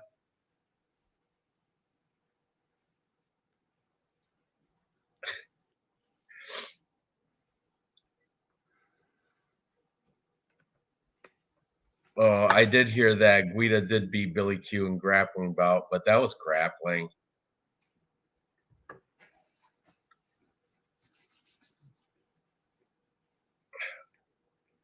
Guida, the gatekeeper, going to slam the gate on this bum. Hey, good. I'm going with Puelles though, despite what the chat has to say. Man, that looked like way more than a 3-inch height advantage, didn't it? What's that? Look way more than a 3-inch height advantage. That's for damn sure. Yeah, it did. Look like 5 inches. Plus half a foot. 15 years age difference. Is that right? 15 years age difference. 26 and 40. Wow. Yeah. That's a lot. And the line is so close too. And plus Clay Guida, this is his 59th fight, but look, his 22nd loss. This is gonna be his 22nd loss. He's double over the double-digit losses, 2 times over. You can take his losses, cut them in half. You still have double-digit losses. How's that? You know what I mean? Take away half your losses, you still got double-digit losses. Claudio Puelles. But right now, these guys are both at minus 110. Obviously, the bookies are favoring Puelles by KO and by decision. Oh no, I'm sorry, they're favoring Guida by decision. Oh, so here we go. What's the money line? Have a look. What's the share screen? Clay Guida minus 110. Claudio minus 110. Awesome. So it's a coin flip odds. I like Puelles here. You too, or do you like Guida? You know what? I think this is one of the ones you can throw the stats out the window just because of Clay's career. I think this is going to be one of his. I mean, he might make it to 60 fights, but he's going to be losing this one. I really see Puelles dominating him over the 5 rounds. It might be a decision. If it goes to decision, we're looking at minus 175 to make the distance, not to make the distance plus 125. So even the bookies are looking at this to make the distance. If we look over the betting odds, Clay Guida started at minus 165, is now a minus 110. So bookies had Clay Guida as a favorite to start this off. Now he's a kind of a pick 'em. I don't know, man. I kind of like Puelles on this one. I don't think this is Clay's last fight. I think he has one more fight left in him. He's going to make the 60 fight record, and he's going to win that next fight. And when he's going to his 60th fight, I hope it's against Jordan Levitt. I think Clay Guida ought to fight Jordan Levitt next. Could be, but this one he's going to lose. This one he's losing. Next one he's winning, and that's the career for Clay on this one. Yeah, I'd like to see him against Jordan Levitt, or maybe Drakkar Close. Ugh. I don't like Drakkar Close. That's cringy. He's cringy. That the way he called out Mark Madsen. Come on, you pussy bitch.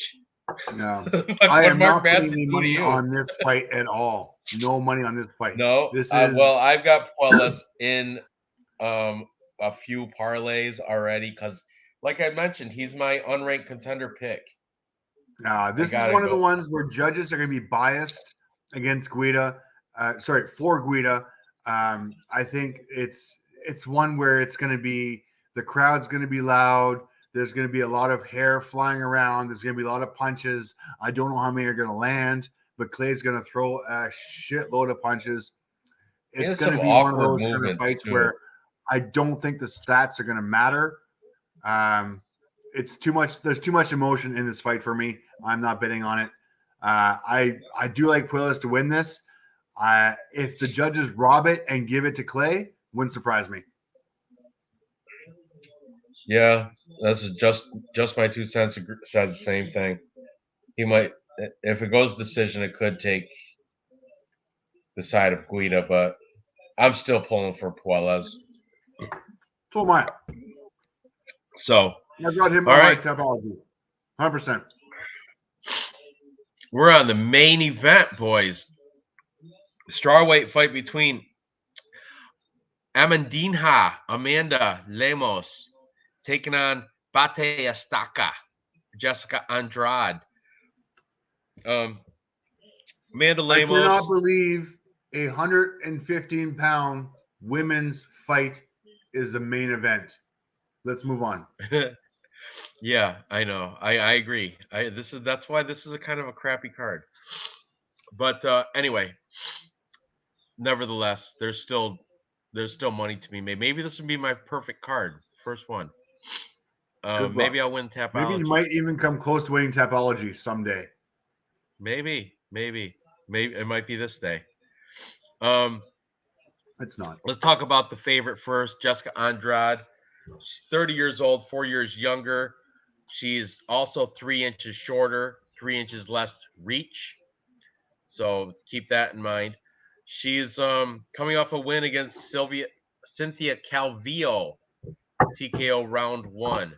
Before that, she got humiliated by Valentina Shevchenko by crucifix, elbows from the crucifix in round 2. Before that, she beat Caitlin Chookagian. I think she did take care of her in round 1. I think it was like a maybe like a hook to or body shot. I forget what it was, but she did beat her. She did win by TKO. I think she finished in round 1. Before that, she had a split decision loss to Rose Namajunas, and Weili Zhang took her out in 42 seconds of round 1. There's that big girl, Luna. God, giant. Jessica Andrade trains out of Parane Valetudo. Like I said, what sticks out to me is that Weili Zhang TKO 42 seconds of round 1 in her last 5. Amanda Lemos, let's talk about her last 5. Win. Angela Hill, split decision. Montserrat Ruiz took her out in 35 seconds of round 1 with a counter right. She took out Lavinia Souza, ground and pound, round 1. She beat Mizuki Inoue, unanimous decision, and she rear naked choked Miranda Granger, round 1. I don't know why she's an underdog here. I know Jessica Andrade is more aggressive, and she's a former champ and all that shit, but Amanda Lemos is 11-1-1. Jessica Andrade 22-9 losses. 9. Amanda Lemos 1 loss. Past 5, Amanda Lemos is perfect. Jessica Andrade, her past 5, she got 3 losses in her past 5. How is she a minus 180 favorite? I don't get it. So I'm taking Amanda Lemos. I'm taking the underdog here. It just makes sense to me. So is Luna. Huh? So Luna's taking Lemos too. I don't blame her. Luna's a Lemos fan. All right. Come on now. I do have a little something going on, a little sickness. I don't know what it is. Maybe I got another strain of the COVID. Who knows? But anyway, let's see. Oh, they're still talking about Puelas. Andrade by TKO plus 225. Let's look at these girls. How they look here. Sure. We'll go weigh-ins and then we'll go do a little face-off. There's Andrade looking very handsome with her blue hair. Looking very Bieberish. Justin Bieberish. 115.5, looking tight, jacked, healthy. Yep. Lemos looking rough. Got the hands up to God. Please, may I make weight? She is praying. Please, may I make she makes weight? It though. Oh, I made weight. Praise be to Allah. But you know what? She always looks like that, but she's still always winning.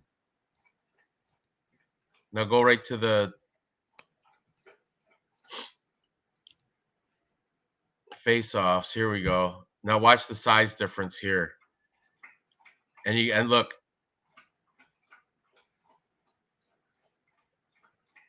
Yeah, Lemos is a little bit bigger. I'll give Andrade does have the girth though. She does got the bigger like arms, shoulders, bigger muscle tone. Props on the tattoo artist on both these girls. Yeah, I like the girl with doing the shh on Lemos's arm. That's sick. That's a sick tat. And then Bate Estaca though. She's got the Indian praying. She got the tiger eyes. She looks good too. She looks, like I said, she looks very handsome. But she does look handsome. Yeah. All right.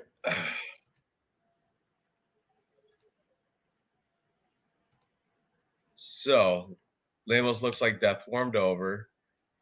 Andrade TKO all day. Does Andrade get a title shot after this? I don't know. Maybe. I just don't understand. Amanda Lemos has only had one loss. One loss. Jessica Andrade's lost 9 times. Who's got the advantage on the ground? Does have that she's got knockout power. She knocked out Montserrat Ruiz.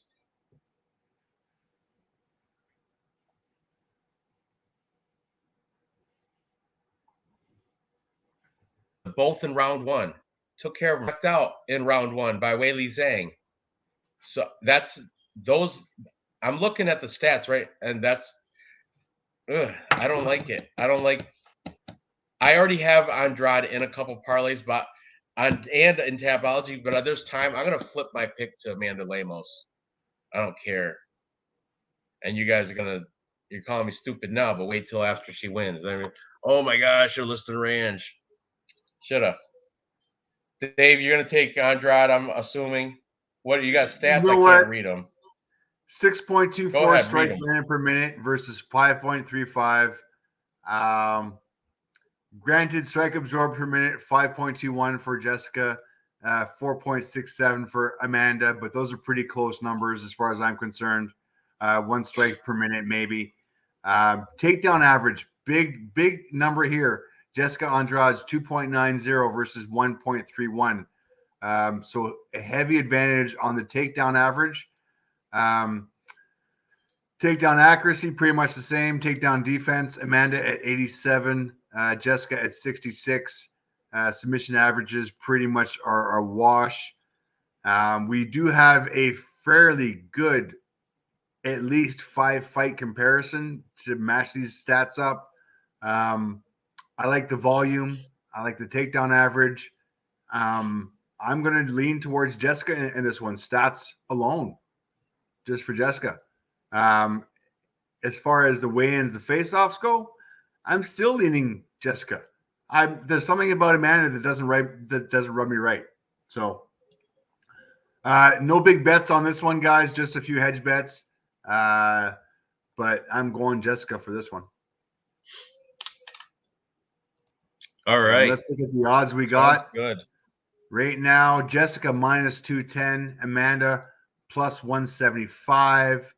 Oh man, do I have those odds? If so, I'm putting a bet on Amanda right now. She's plus 175 on Bet365. Let me see. There's a lot of events. So right now Bellator's in the middle of it, right? What's the Bellator fight right now? This is the easiest way to do this. Hang on a second. Manny Morrow and Nate Andrews next. Yeah, Manny Morrow is plus 270. Nate Andrews minus 360. I have a bet on Grant Neal. I got him at minus 143. Well, I have him in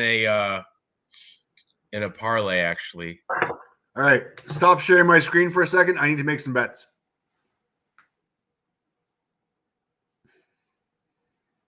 Please and thank you. Ryan, there you go. Hold on. There you go. There you go. Thank you.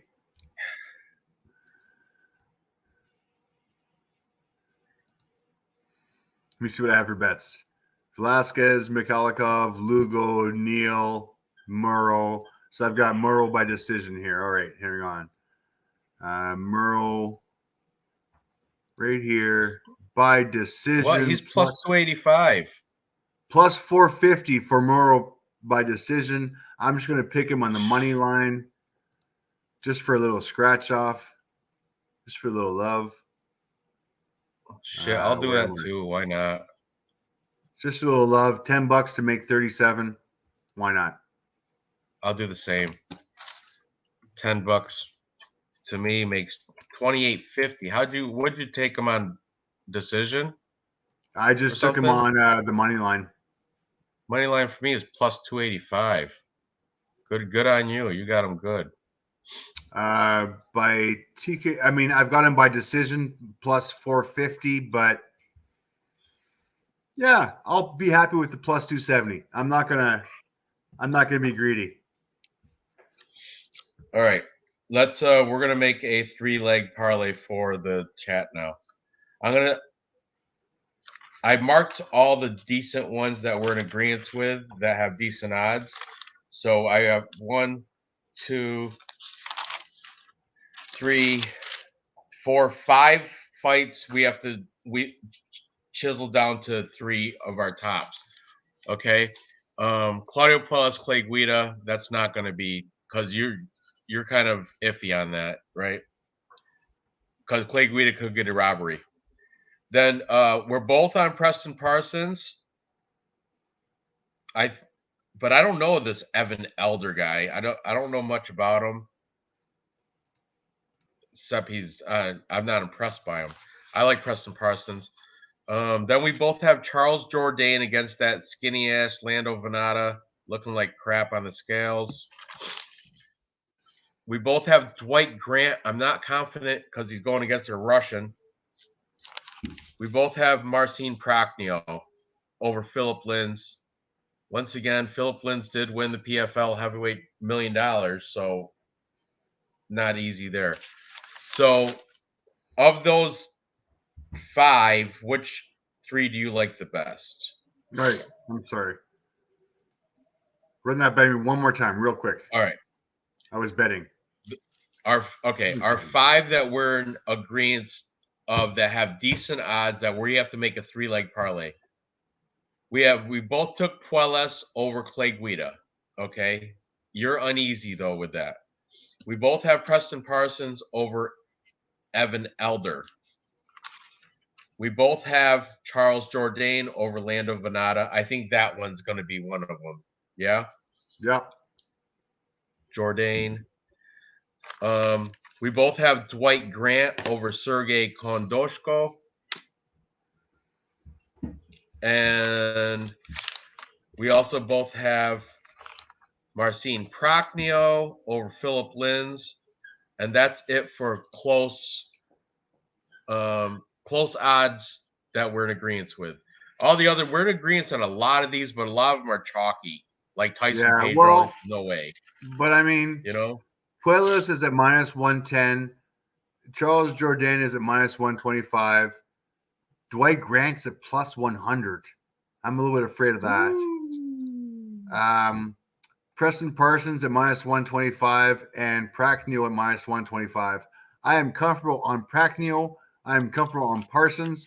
I am comfortable on Jourdain. And Puelas, I think, is too close just in case it goes to decision and judges are robbery, right? Leaning towards Guida for the whatever. So there it is. So I mean, very comfortable on Jourdain, Prachnio, and Parsons. Grant, I agree, but at +100 kind of scares me. And if I take the Prachnio, Parsons, and Jourdain, I'm left at +483. So, I mean, even a $10 bet on that will give me $63. Pretty happy on that. So what was it? Puelas or no? Parsons, Prachnio, and Jourdain? Yep. So what is it? Let me place it on mine because I can't read that yours is too. All right. Parsons -131. You have better odds than me though. Who else? Jourdain -117, and Prachnio is a -110. Oh, I can't put Parsons in a parlay on Bet Online because it's late, short notice. So I'm replacing that one with Grant or Puelas. No, I'm gonna do it with Grant. Okay, so mine, Grant, Jourdain, and Prachnio pay out a plus 601. Confirmed bet. There you go. Nick Alexander, that Canadian parlay, we're all over that. I've already placed the bet on that Canadian parlay.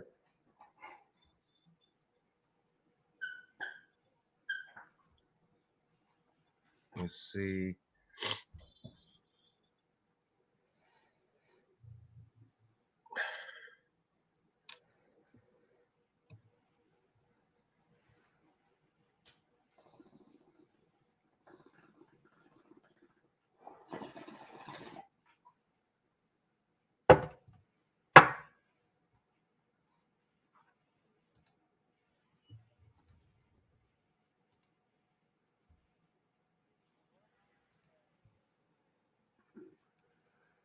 Wow. Odds have dropped hard for Lemos, eh? Or sorry, for Andrade. She started off -170, then -225, 230, 210, 200. Damn. And you're picking Lemos in this one? I am. Yep.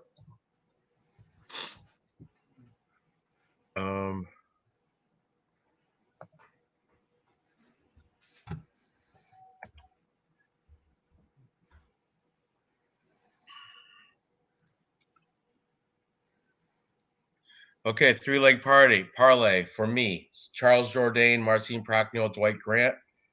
At those numbers, three-leg parlay is +600. It's actually +601, but I just rounded it to the nearest. Shalom. She looks like that every day. Like that. She's not sunken.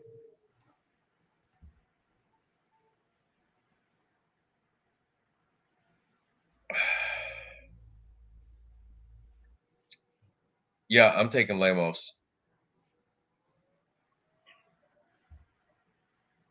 It'll be a good fight, though. It'll be a close one.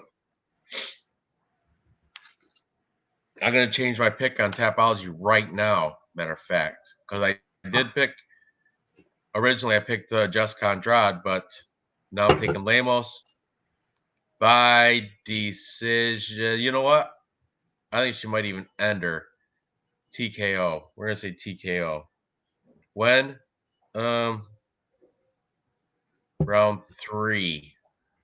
Lemos TKO round 3. There you go. Puella submission round 3. De La Rosa decision. Alexander Romanov TKO round 1. Charles Jourdain decision. Marc-Andre Barrio TKO round 2. Dwight Grant decision. Tyson Pedro TKO round 2. Aori Chilang TKO round 2. Preston Parsons submission round 2. Marcin Prachnio decision, and Dean Barry TKO round 1. That's all my picks. Oh, you got the whole one spot left, guys. Whoever's in there, one spot left in the contest for Tapology. As you can see, Dave's got it on the board. First come, first serve. Hurry up. So I'm thinking this is the time that the T-shirt for commenters in the live stream is going to go to the Pick'em group. So we're going to combine. Okay. We're going to combine the game and the Pick'em group, and whoever wins in the Pick'em group, just because we're starting to run out of room in the Tapology game. Pick'em group. Everyone who's pretty much in the Tapology game is in the Pick'em group. So I think the T-shirt now is going to be in the BC Dave UFC MMA number 926 Pick'em group. As you can see, our group members. There now? How many members you got? 32 in here. Blood Money MMA Bets is in here. Dirty Reg is in here. Ice Viking is in here. Kairos, Lanny Man, MMA Jesus. Mba's in here as well. Nick Alexander. Raymond Ranton, Real News, Silky B, VCR Repairman, Volatile. So I think it's time to anybody who's in the comments right now, join number 926 Tapology Pick'em groups, and it's going to be the winner of either the tournament or the BC or the Pick'em group. Whoever is highest is going to get the T-shirt if they comment in the stream tonight. There you go. Simple Man, get in here. Where are you, Simple Man? Simple Man, put your money where your mouth is. There. And get in here. Same thing with my 2 cents. Get in here. Number 926 Tapology. All of you guys, get in here. She doesn't want a T-shirt. Come on. It's fun. Just then just do it for fun anyway. Yeah, we got to do Bob Better as well. Bob Better's got to get in here. A lot of these Ice guys. Viking was already on. He was on earlier today. I saw his name, so he's in the running for his shirt. Yep. I tried to get him on the show once, but he put that dick pic in the. He trolled it. I'm like, the dick between the tits pic. I gotta watch my T-shirts out for Real News MMA, who won the last one, or Raymond Ranton won the last one beforehand. But before that was Real News MMA, obviously commenting in live stream like he always does. He gets a T-shirt. It's in the mail there, buddy. Hope you enjoy it. Sweet. So I'm gonna post up the parlay once more, and then we're almost at the 2-hour mark, which is a good time to stop. Oh, that's what you meant. The yeah, when he was on the, I put him up there, the dick between the tits pic. Porn bombed. Yeah, I porn bombed the panel.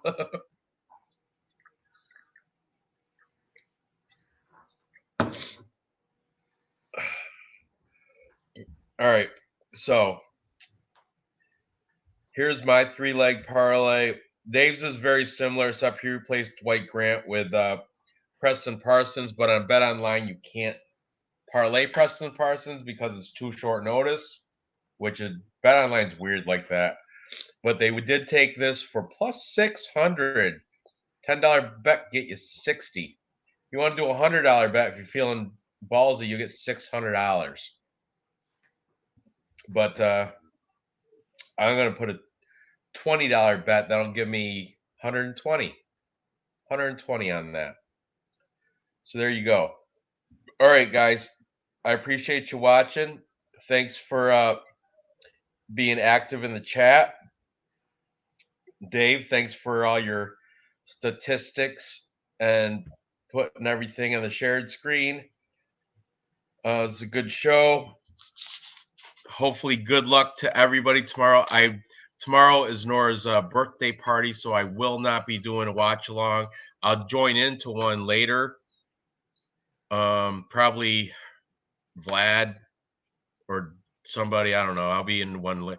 But I notice when I do a watch along for UFC, I do horrible on the card. Horrible. I've done 2 watch alongs. Both I did Columbus, horrible, and then I did last week, horrible. That's got nothing to do with it. Ridiculous. Yeah, you didn't. You did come on last week for a hot second. You had your nice Pilsner shirt on. Oh yeah. Anyway, thanks for watching. Good luck on your bets, and I'll see you guys next week. Oh, one more shot with Dave's GM3 shirt. You're gonna need that for next. I think he's fighting next event. Next weekend, yeah. Right? I will wear it again next weekend. Let me I want to sneak peek that real quick just before I go. I just want to see how that looks in the betting angle on BetOnline. I'm gonna sneak peek it. Is it a fight night or a UFC? Is it a pay-per-view or fight night? Let's see. We got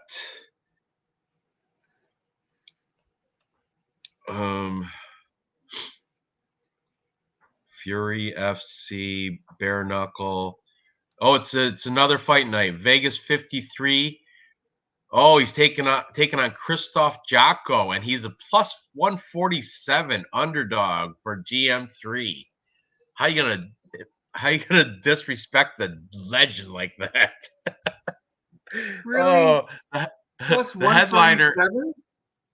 147? Plus 147. GM3 plus 147. I'm putting some money on GM3 right now for the GM3 by sub. Do it. We got Rob Font taking on Cheeto Marlon Vera. I think that's the main event. Gina Mazzani, that's James Krause's girlfriend, taking on Shanna Young. That's a bullshit fight. Daniel Da Silva, Francisco Figueiredo. That's Francisco is Davidson Figueiredo's younger brother. Mike Breeden, Natan Levy. That's horrible. I would stay away from that. Gabe Green against some guy I never heard of, Johan Lenice. This is early looks right now. Carlos Candelario, Tatsuo Teara, never heard of him. Tristan Connolly, Darren Elkins. Oh, damage, Darren Elkins. I'm gonna fade him, and he's a favorite too. Darren Elkins, the damage, he cost me money his last time out. I hated him. Said I'll fade him from now on. Jared Gordon, Grant Dawson. You guys know I'm gonna take Grant Dawson. I'm high on him. Joe Anderson, Brito, Andre Feely. Andre Feely should win that one. And Jake Collier, Andre Arlovsky. That's going to be a great fight. Andre Arlovsky by decision probably. But still, it's going to be a great fight because Jake Collier is in it. The prodigy.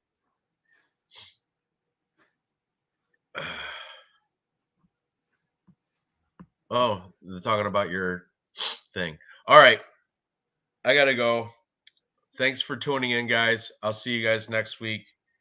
Dave, say bye. See you, homies.